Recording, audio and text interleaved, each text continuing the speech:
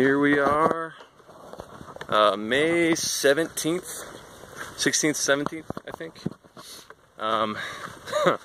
Mile about 416, 17, 400 miles plus. Hard to believe. We're walking through the Station Fire area, which in 2009, in the late summer 2009, was the largest fire in LA County history, and 10th largest in California history, I guess. Yeah, a bunch of burnout skeletons of trees from this forest here, and then the desert below. This is kind of one of those in-between climates where there's just enough moisture for these hardy big pines and firs to survive up here, but yet so dry, especially in the drought the last few years, that anything can just, and they're gone. So kind of eerie. But on super high poodle dog bush alert.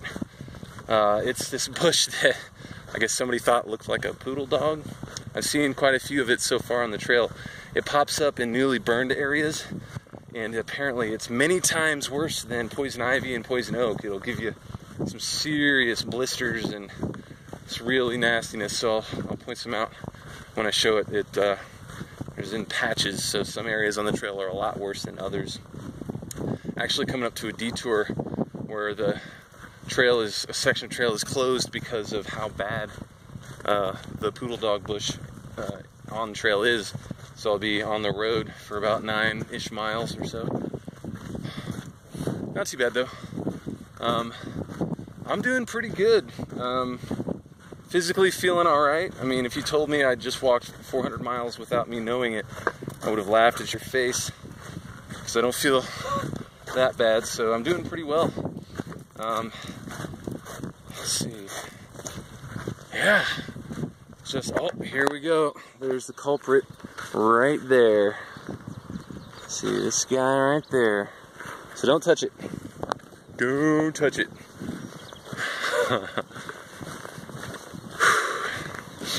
Yeah, doing well. Today was one of those 10 before 10 days, 10 miles before 10 a.m. I've been waking up with the sun, and usually around 5:30, and then going to bed at dark. And it's been actually great. I've always wanted to be a morning person, and today the terrain just allowed me to be able to do 10 miles before 10 a.m. It's great. That way I can just kind of relax a little bit more in the afternoon. Figure out the next day on the way. It's been a lot of elevation change and a lot of dry stretches, so I've really been tanking up on the for sure water the for sure water spots. Caches you can't count on, you know, water that people put out for you. And a lot of the springs around here are seasonal, so by this time they're mostly dried up. So at any spot there's for sure water, I definitely tank up probably 5 to 7, even 8 liters up here in the Mojave in another 100 miles or so, or less.